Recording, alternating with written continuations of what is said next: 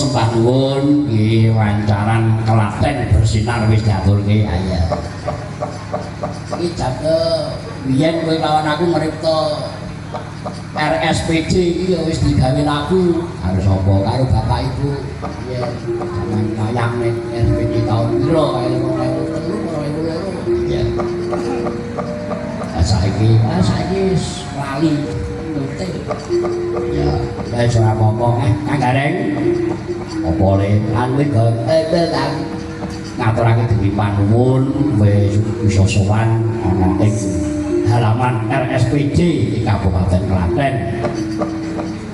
Iki rutinan setiap malam Selasa kliwon panjenengane para pangarsa kepala dinas kuwi disebut Porapar ing Kabupaten Klaten bekerja sama dengan Pepadi ing Kabupaten Klaten lan Guyub Dalang ing Kabupaten Klaten nyawiji ngadani tirakatan malam Selasa kliwon. Ya gelar wayang kulit gelalah sing ketiban sampur kowe lawan aku ya sak bisa-bisa sak kamat-kamat ya kowe lawan aku ngaturake dening panuwun dumateng menyambut Bapak Bupati Kabupaten Klaten menyambut Bapak Hamenang Wajar Ismoyo S. Ikom ya lawan menyambut Bapak Wakil Bupati Kabupaten Klaten Bapak Haji Beni Indra